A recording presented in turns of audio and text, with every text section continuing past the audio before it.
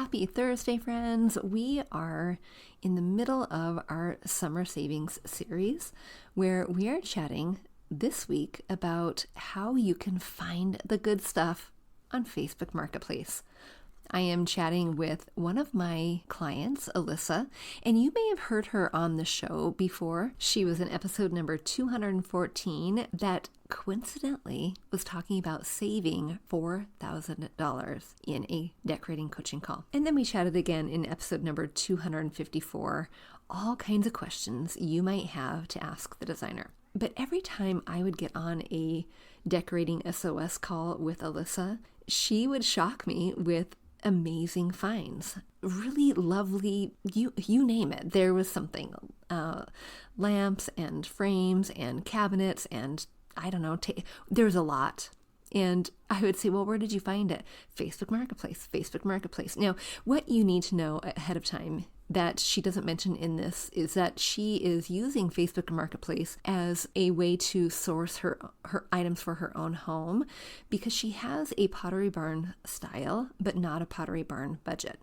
How many of you can say amen to that? Because we can all relate. But she also uses Facebook Marketplace because she is a reseller. So sometimes there are times when she'll find an item, it doesn't quite work, and then she resells it. I'm skipping forward for a second, but if that sounds like something that you do or could do or want to do or learn how to do, I want you to come back next week because we are talking with a gal who does this for a living. So make sure you're subscribed to the show because this summer is really all about making sure that you are set up for success. We want you to start making strides in your home and creating a home that you love. And we don't want you to spend all of your money doing it. We want you to have the resources to pay for the braces, to go on the vacations, to buy the groceries, to do all of those things. And these tips are designed to help you do just that. It doesn't need to be one or the other. It can be both and. And so this series is designed for you to set you up for success. All right, friend, enough of me chatting. Let's dive into today's conversation with Alissa. Enjoy. We grew up with the phrase, home is where the heart is. But our culture has shifted, and now the message is, home should be Pinterest perfect. I'm calling BS on that message. Home, it's not about the stuff, it's about the story. And whether you know it or not, your home is a reflection of you and is already saying something. So what is it that you want it to say? Hey, I'm Dani, a former first grade teacher turned home decorator. Going from a dual income to a single income so I could stay home with my babies meant budget, like ramen eating, Goodwill shopping budget. And I learned a few things along the way, like how to bring big style to your home without breaking the bank. And I'm sharing it all with you. Tips, tricks, decor, and design advice so you can learn to tell your story with your style. Where you can start living free from the Pinterest perfect trap and start living a life of intention. Welcome to Fig and Farm at Home, where we design happy living and where it doesn't have to be perfect to be beautiful. Hey, Alissa, welcome to the show. Hi, Dani. I'm so glad to be here. I introduced you before we got started to my guests as a client that we've been working together for over a year. But every time we meet together, you tell me about some amazing thing you found on Facebook Marketplace. So we want to hear all your secrets. But before we get started, tell us a little bit about who you are. Well, I'm a mom, just like Dani, of boys. I have 4 boys, ages 16 to 24, and I've been married for over 30 years, and we have raised our kids in the Denver area. And I was, just like Dani, a teacher, but we made the decision after I got pregnant with my first son that I would be staying home with them, and which meant of course just making some creative moves and stretching our budget. And that's kind of how things sort of evolved into realizing that budget stretching could work not just for groceries and clothing and those kinds of things, but also could be brought into the world of home decor and furniture buying and just making our space more well functioning and pretty. So that's kind of how I started on Marketplace. Awesome. So I know that there can be a couple different camps of people. So, we just spent a couple weeks on the podcast talking about thrifting. And I know some people probably just like turned me off right there. And it might be similar to some people on shopping on Facebook Marketplace, the idea of going to someone's home and or meeting up at a parking lot or whatever to exchange the goods. And so some of those people we may never convince that this is a great idea, but I know that there are a lot of pros to do it, a lot of reasons that are good for why shopping on Marketplace could be beneficial. How can we convince or not convince? How can we share with others that this could be a good idea? Well, first of all, I am all with you with thrifting. Like I'm all on board. I love the hunt, but I also think that marketplace could work for people who don't enjoy the hunt as much, not knowing what's going to be there, because marketplace gives you a search engine. You can type in exactly what you want. You can even filter it to like new items only. And the other beautiful thing about it is that you can communicate with the seller, which is it's somewhat similar, I guess, to maybe Craigslist had some of that, but this is just much more quick at your fingertips. You can type in questions. Is this from a smoke-free home? Where did you get it? How long have you had it? I mean, maybe that can be a little annoying to the seller, but at the same time, if you really want to do due diligence on an item, it's a lot easier with Marketplace than just, running into a store and hoping you find a certain piece of furniture and having no idea what the history is. And as fun as I think that is, it's not for everyone. So that's why I think Marketplace could work. It also affords you, the ability to go look at a piece. And if you don't like it or you see it on site and it's smelly or whatever, you can say graciously, no, thank you. I think I'll pass. But there's a lot of pros to that particular way of shopping. So the other one I would say is just stretching your budget. For me, I enjoy having a little more to maybe add the trendier things to my decor, even though I'm not super stuck on trendy things, but having more of the timeless pieces, the bigger items that I've found on Marketplace for a really good price. Then I also have a little bit of extra to spend on things like maybe the accessories or something else that would make me feel brand new from a store. So working within a budget is an extremely good way of doing that. The prices are usually great. And the nice part too, with working with the seller, you can negotiate prices, and you'd be surprised at how flexible a lot of sellers are just wanting to get rid of things. Yeah, it might not work for everyone. One of the reasons it really works for me is that often I'm just not in a hurry to find items, but it's nice to just have that at my fingertips to be able to go if there's something down the road that I think I might want and need, then I know that I can kind of just keep my eye on it and see what comes up. And it's a constant changeover of what all the goods. So it's kind of fun to see what comes up. There's times where something will pop up and I'll be like, well, that has been on my kind of long-term list for forever. I'm going to quick see if I can grab that. And then it's off my list, and that's kind of fun. So Yeah, and that's a tip that I had too for thrifting is have that generalized yeah, list. It is never specific, but it's like I know I'm looking for a coffee table someday. And that's kind yeah, of I think that's the joy of shopping secondhand because you're not in a hurry. And honestly, Alissa, this is a tip between you and me, but that is such a great way to have a well-curated home is the yes, non-urgency. And if you are super urgent, your home might look like the next door neighbors, right? It might look like Target, exactly. but you can really curate your space when you have a little bit of patience and time to give. Right. And even I have used Facebook Marketplace items for placeholders while I wait to have a little more to maybe buy that one thing that I'm waiting for. I'm thinking of when we bought our house, there were insets on each side of the fireplace. And I think you remember this. Remember, I sent you like the first pictures, but when we moved, we had not really thought about what we were going to put there. And we thought, well, we could spend a lot of money on built-ins, or we could go out and find like the latest case good or something to put there. But instead, I just found some glass shelves. Actually, they were IKEA, but we just stuck them on the sides and threw some decor on top. And actually, it ended up lasting about 4 years, and it was fine. But it was kind of a placeholder until I could find something, which you helped me kind of decide like what avenue to take and where to go, which brings me to the next thing is that I do feel like Marketplace is a great place if you're a little bit flexible on what you're looking for too. Like for that area, you said something like cabinets. I think that was the word you used. And so I remember putting in the search term cabinets, credenzas, bookcases, um, all the time, and just kind of seeing what if I could find that. And it's really hard to find matching, because Yeah. I think that was the goal at the time, was maybe to try to find a matching thing. And then we decided maybe just to do one side one way. But that's where I found like a tall cabinet with glass front, which I got it for a great deal, which made it possible for us to buy the matching piece, only like a different style. What was it, like the credenza or Yeah. the console? Yeah. Um, so we could buy that brand new, but we had saved so much on the opposite of the other side of the fireplace. So anyway, just because we were flexible, I didn't know it was going to go there. I just thought, well, it's going to be probably black. And so that made it fun too, to be able to type that in and just type those different terms every time and just see what popped up. And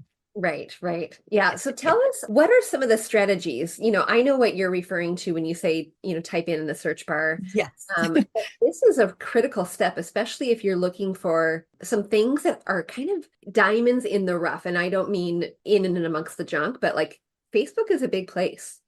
Sure.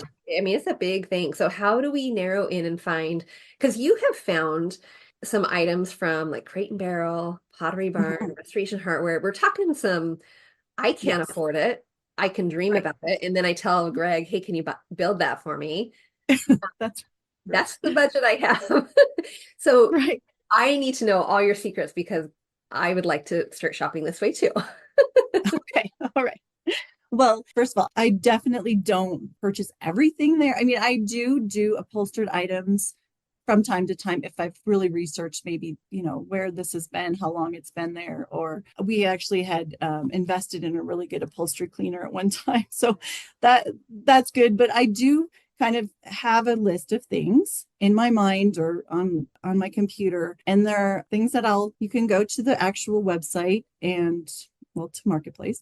And at the very top is the search, and type that thing in. So you type what you're looking for, and I keep it fairly generic.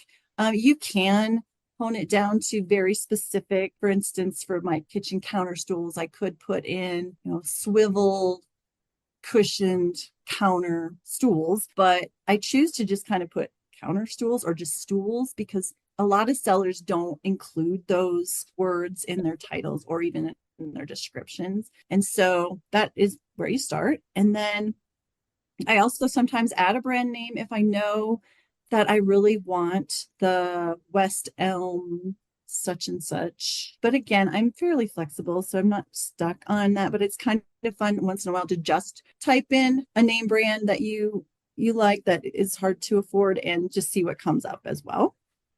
But after you do that, that's kind of your keywords, is your basic search, what you're looking for. And then it will bring you to, I think you can have there's some ways to sort. You can sort by newest, which sometimes helps to see, what pops up recently and what no one else maybe has seen, or where you might have a chance at something that other people haven't had a chance at. So I do that once in a while and just refresh for a few minutes and see what comes up. And then it's a little bit of scrolling, right? It's just looking through a lot of things. It's similar to shopping at a store where you're looking at a lot of things, but your eye starts to get used to kind of like seeing what you're looking for. Also check to make sure that your location is set, because it will kind of set the parameters of your location, whether you're willing to travel a little ways to grab this item, or if you prefer just to be in your like small town area, you can put distance in there. And Yeah, and that's good. So you're kind of setting those parameters straight away. Like, yes,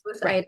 this is how far I'm willing to travel. Is there a filter for price? Like, ooh, I'm looking for those swivel stools, but I don't want to spend more than 100.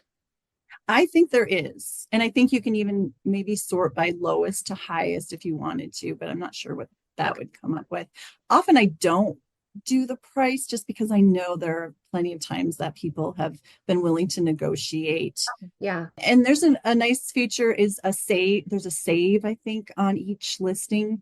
So if someone Oh, is selling something that maybe is priced higher, yeah. and you're thinking, well, I want to keep an eye on this, I can go back and see if they've lowered it. I think Facebook notifies you also that, oh, this thing you were looking at has Oh, been lowered. Once in a while, I get those, I but didn't know that's that. kind of a nice feature. That's Yeah. helpful, especially if you're kind of scrolling and you're kind of doing a quick like, oh, this is junk, junk, junk, junk, junk. Ooh, this is Yes. worth exploring. But then how do you remember Gotta that? go back. Right. Right. Okay.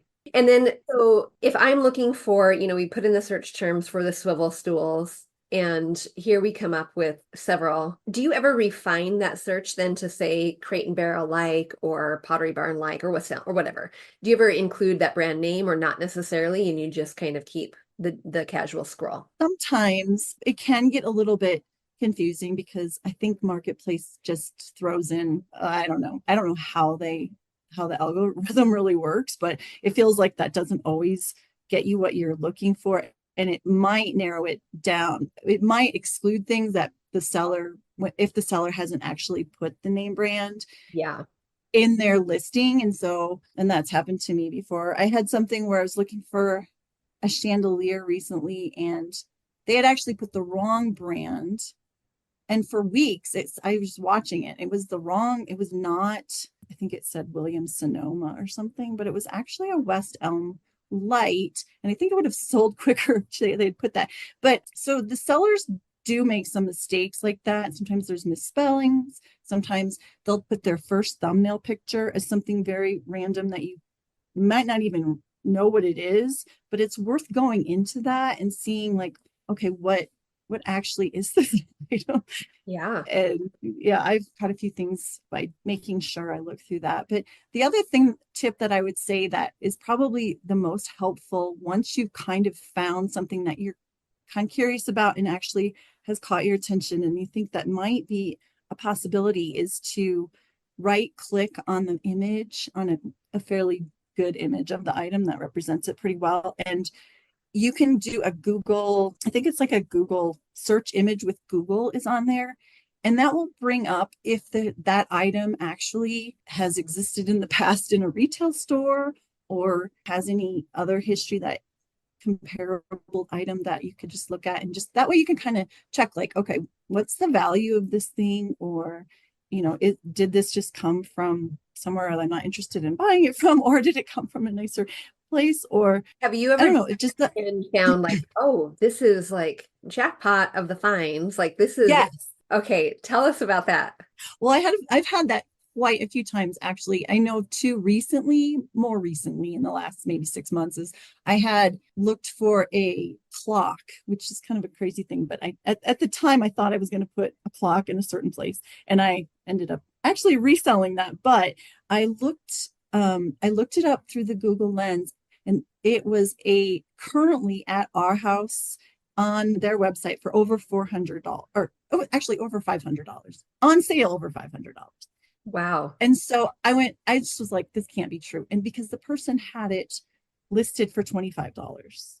Wow. So, and it was working and everything. So I actually went and grabbed that because I thought, well, if I can't use it, if I don't like it, I can always resell it. And I did resell it for 150. So that was good. Oh my gosh. Okay. Yeah. That's like, I mean, you didn't just double it, you quadrupled it. Yeah. That was it. And it was a Yeah. quick turnaround. And so that was one. Another one was a bench. They had no name brand on it. And I did a Google Lens search, and I think it was a Z Gallery bench. It was an older model, but it was still selling at some of those higher end reselling sites for over $1,000. So, and this was like, I think it was 100, but it was a really, beautiful, like velvet tufted bench. And Wow. yeah, so that was a fun find too. So that can happen, and um, definitely worth your time just doing a quick search if they don't give you a lot of details. Yeah, and that makes a really good point because when we're shopping on regular sites like Pottery Barn or Crate and Barrel or Our House or wherever, like that is their job to list the description, to give the pretty Yeah. picture, to give the specs and all the things.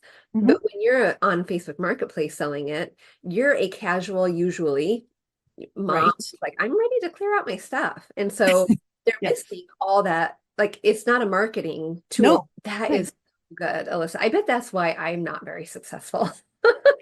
Because I look and I'm like, junk, junk, junk, junk, junk, junk. I'm done.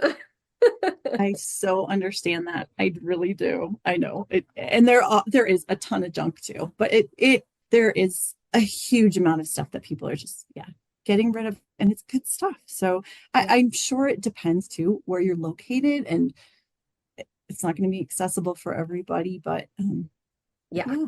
If you're, I imagine that the closer you are, not, you don't have to be in a big city. I don't think you do. No, right, no. But I imagine, if you're in Twilly Town with, you know, thousands of acres and miles around you with nothing, you might have a harder time there. But, I'm not in the city, I'm outside of the city, and I have Mhm. a feeling we would do fine. I'm curious. I'm going to go and after we're done with the conversation and do a couple searches for my generalized list because I Right. I have it because of thrifting. Awesome. Good plan. So tell us a little bit more, any other tips that you have for successful searching or even the negotiation piece, because you've mentioned that a couple times, like, of course, kindness always matters, but are there any, because I do have actually a friend who's like, I don't like to negotiate. It makes me feel so bad. What is one phrase that we could maybe use that is just kind of a gentle opener to the conversation? Well, that's a great question. The nice thing about Marketplace is that you can just type your question in for the seller, and there's not that awkward, like when you're at a garage sale or something where you have to talk to them face to face. So that's kind of nice That's true. and Yeah. a little bit anonymous.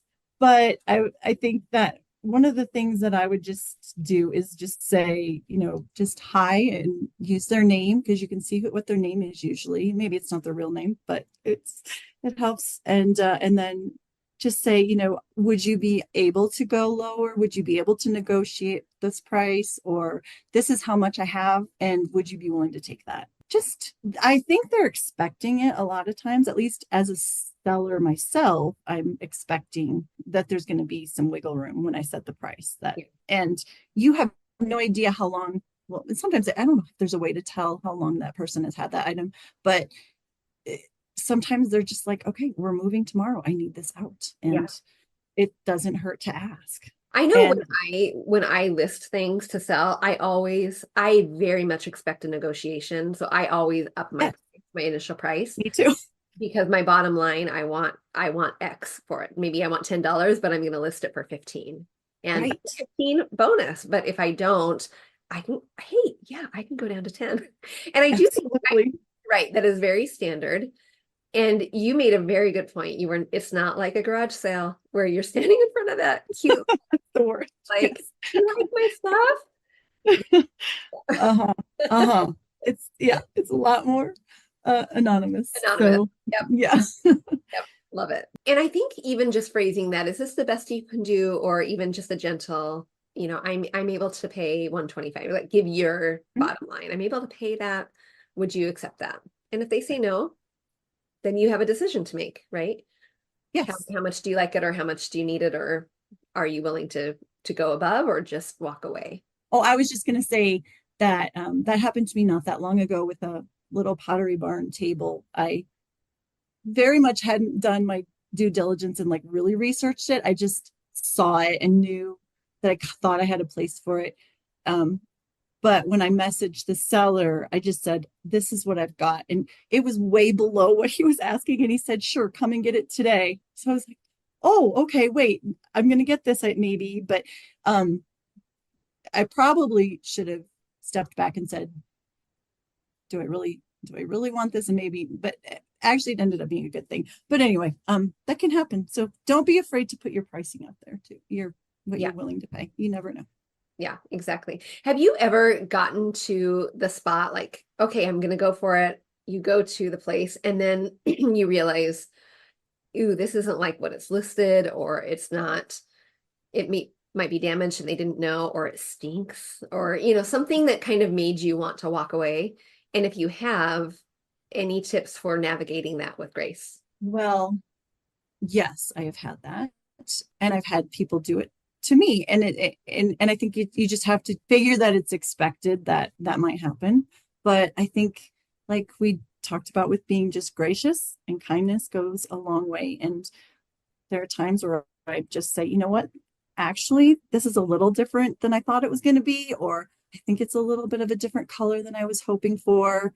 I've had that happen before, actually, where I thought it was black and I went and it was more of a brownie bronze and I needed black. So yeah, it's okay. And they just kindness and give them your reason, or you don't even have to give a reason. Just, it's not going to work, but I really hope you sell it soon. And it's beautiful. I don't know.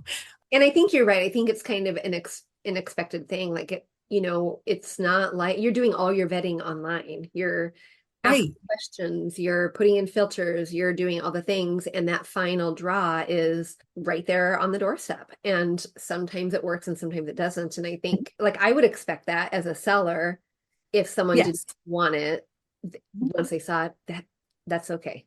Darn it, I didn't get the sale, but that's okay. Absolutely. Yes. And then do you have any tips for once you get it home? Like once you bring the piece home, is there anything that we need to be mindful of with the furniture before we start using it in our home, or any strategies for that? Sure. I think you talked a little bit about this when you talked about the thrifted things you bring home, but I I like to have a place to set it before I put it in its place, and just hopefully like in the garage or outside covered area or something, and kind of take the time to thoroughly inspect it, maybe get the cobwebs out, take out the drawers, smell it well, really well, give it a time to just kind of breathe, and then clean it. And you talked about a lot of different products that you use, and I think regular soap and water is great, and maybe some check to see if there's any repairs that need to be made. But yeah, I just spend some time just kind of, I don't know, getting it ready for the house, giving it a little bit of time to breathe before it comes in my house, and hoping that it's completely Yeah.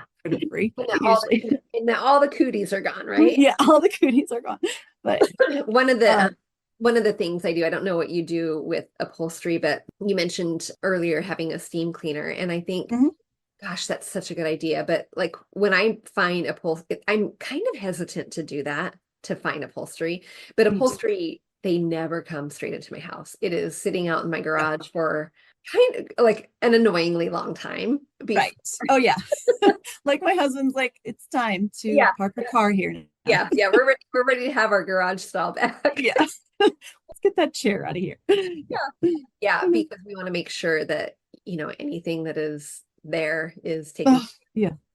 And for one thing I do, if I can fit it into a bag, I will just close it up, seal it really tight, because if there's any little, oh, that's any little critter, any little cootie thing, it's gonna not be around any much longer. That's a great idea. I do that too. And then steamer. I don't have a steamer, but I think I should probably invest in one. Do you use a product with it too, or do you like a Febreze or anything like that, or do you just steam it and I'm not a great fan of a lot of chemicals, and I don't do well with them. So I either do just steam. We have one that's just without any other, it's just hot steam. But we also have like the heavy duty carpet cleaner, upholstery cleaner that you do put that what is it? Some like, sort of a, yeah, yeah, I don't know, liquid. I don't know what it is, cleaner in. And we'll do that. So, okay. and go over it. Sometimes, like I had a chair recently, I got a room and board chair that it was in great shape and it was so classic as far as the shape of it too. But I just wasn't ready to bring it in. Like you said, I wanted it to be thoroughly clean. So I went over that thing about 10 times, I think. And it wasn't even that dirty, but that makes me feel better about bringing it in. Yeah, exactly. Oh, awesome. Well, tell us about your very favorite find. Can you think back to the archives of you finding your things, and do you have a very favorite? That's a great question, too. I would say, I think almost every room in my house has something that I found on Marketplace. I love that. Yeah, I'm pretty careful. Like, I don't like to bring things in unless there is an actual space for it, just because I don't want a whole bunch of things just cluttering up, for the sake of having it. So often I will first try to sell a piece Like sell a piece that you currently have. that Like I currently have. you're Right. going to sell the chair to get rid of it. Yeah, that Yeah, makes I just don't want a lot of extras. But the things I do have, the things that are my favorite things that I think have lasted really quite long and have been so versatile in my home are the office furniture.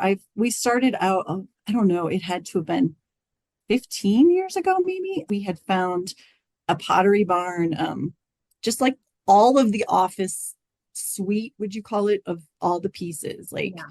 and there were so many pieces, and it kind of wasn't really me to stick those all in one room, but it was great to be able to say, okay, this is going to go in this room. This child has this desk.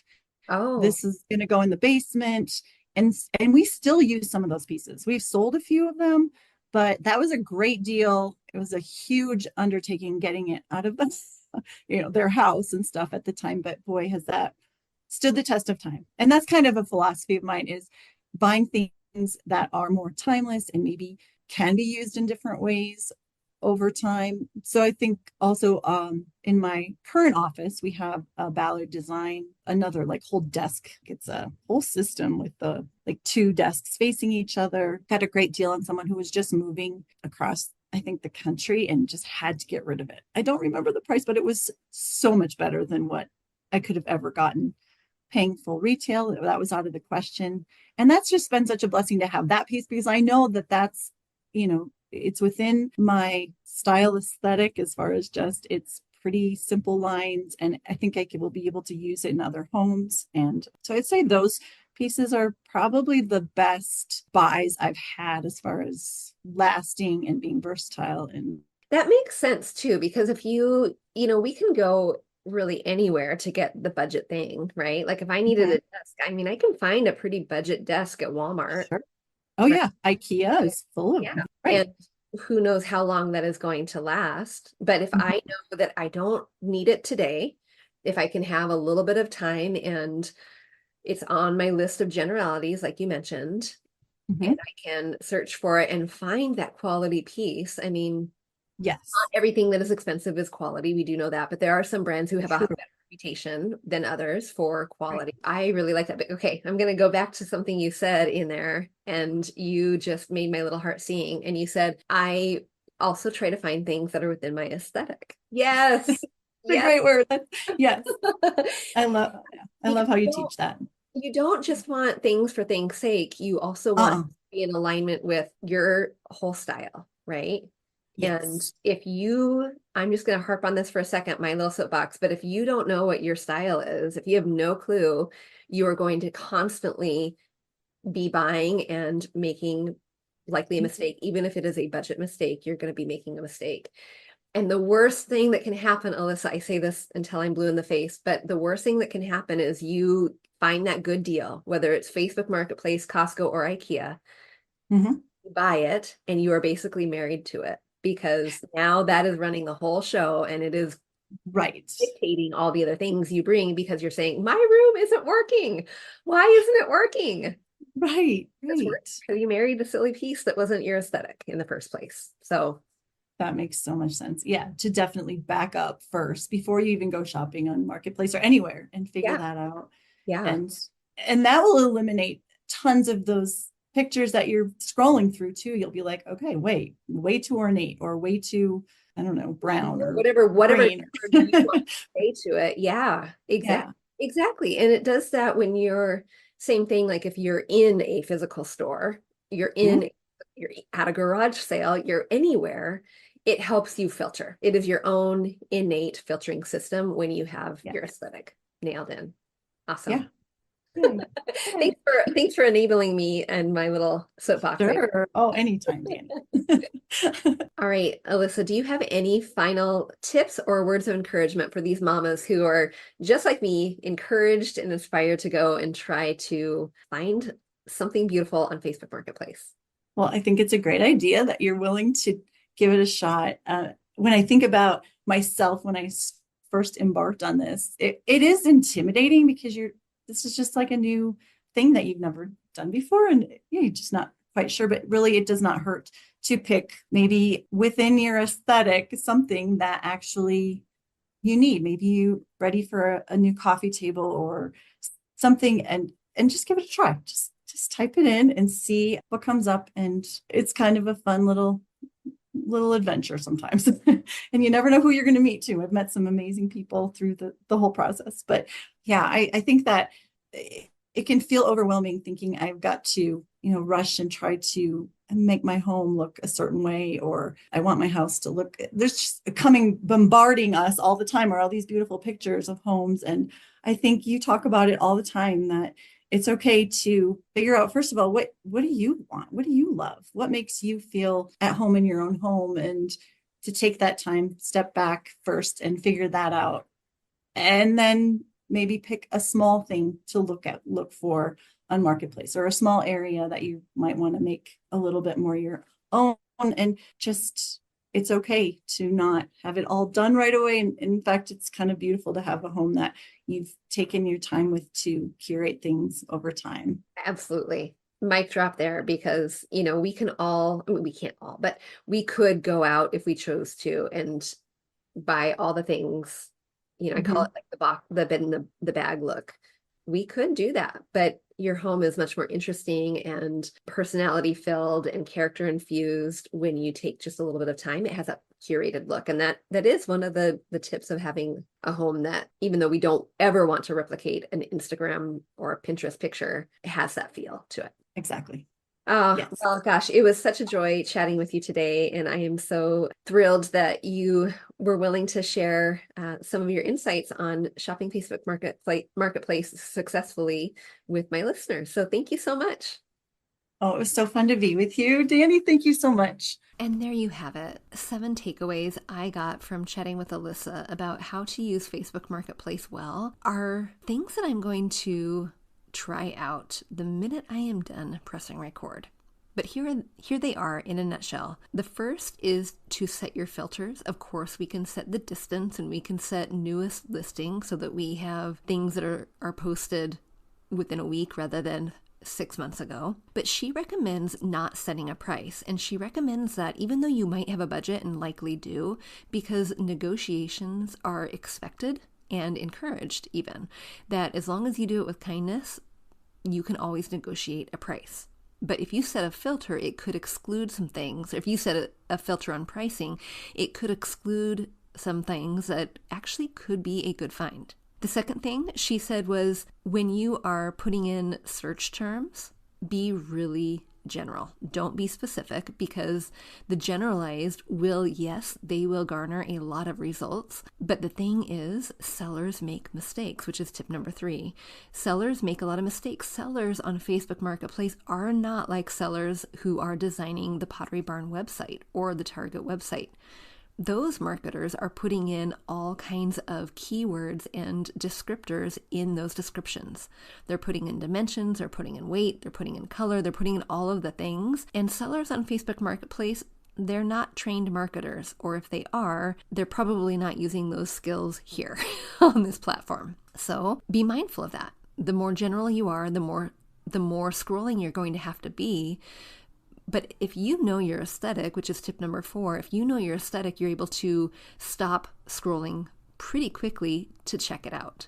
Tip number 5 is to remember that those sellers, just like with the descriptions that they might be missing the mark on, they might be missing the mark on the pictures too. And that very first picture, she referred to it as a thumbnail, is or can be a really bad picture. It really can be. So sometimes you need to look past it and dive in just a little deeper in order to investigate what it is. Catches your eye in terms of aesthetic in order to stop your scroll. Number 6, she didn't say this on the recording, but it was something we talked about off the recording, and she checks often. Just like my tip for going thrifting, and the more often you go. Now, often for you is going to be different for me or her even, but check often, whether that's once a week, 2 times a day, once a month, whatever that is. Check whatever your often is. Chances are the likelihood of you finding something will increase. Tip number, what are we on? 7, is that when you're scrolling, sometimes you are literally going through scroll, junk. Then you find something that catches your eye. There is a save feature on each listing. It looks like a little flag, and you can save it so that you can come back to it later. Tip number, I don't even know what we're on. We're just going to go to the next one. Tip number next is kindness always pays. You guys, let's just tattoo that on our foreheads, shall we?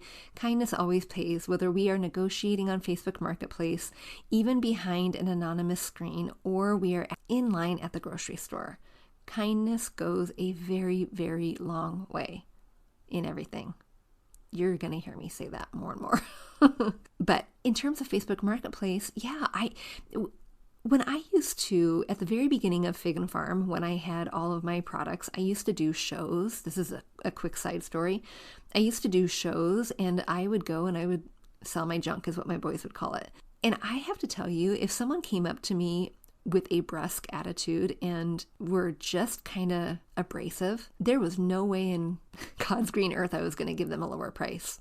Absolutely not, because they were rude to me in the approach. If sweet little grandma came up and said the same absurd offer, I would have at least heard them out in kindness and likely have said, sure, yep, absolutely. But when there's an approach that is laced in rudeness, nope, forget about it. And that's the same with online dealings too. Okay, and the last one, which is such a good tip, I had no idea, is to use the Google Lens. Now, here's what happened. After Alissa and I were done recording, I went and I checked Facebook Marketplace and I checked this out. I was shocked. I'm floored by this tool that I had no idea was there. And I have not been very successful on Facebook Marketplace. I just haven't until now. This might be my new favorite. We're going to see. But the thing that she was referring to is when you have the nice picture, a good picture of the product, you right click. And when you right click on it, if you can copy the image address, and then you open up a new tab and you go to Google and you click on that little lens, click on that, and then you're going to have either you can insert the picture or you can insert the address. Paste that address in there and you're going to have all kinds of searches that pop up in order to liken that item to something that is sold in stores. You can sometimes see the brand name. Other times you'll see like, oh yeah, something like this is sold on Etsy or eBay or another shop. But I was floored. I was floored at that feature. And of course, the last tip is similar to in thrifting, and that was to shop in generalities, or keep your list in generalities. Don't be specific. The more specific you are, the more disappointed you're going to be. And that means if you're not in a rush, keep that generalized list. You just have it handy. You know that you're wanting someday to replace dining chairs, a coffee table, maybe getting a couple of velvet chairs, that kind of thing. Keep that generalized list. And then when you are shopping and you're using her tips, you're doing it often, you're checking out the comps, all the things, you can go back to that list and it might be there, it might not be, but don't be in such a hurry. All right, friends, I hope that you are enjoying this really fun summer savings series. Next week, we are going to continue talking about Facebook Marketplace. But we're talking about it from the flip side. We're talking about it from the reseller's side. The gal we're talking with next week is going to give us lots of tips in case you're wanting to maybe bring in a little extra cash on the side. So you're going to want to stick around. If you're not subscribed to the show, do that. Make sure you hop on over and leave a review too, so that I know what you're loving about the show and how I can bring more of that goodness to you. All right, friend, until next time, I'll see you soon.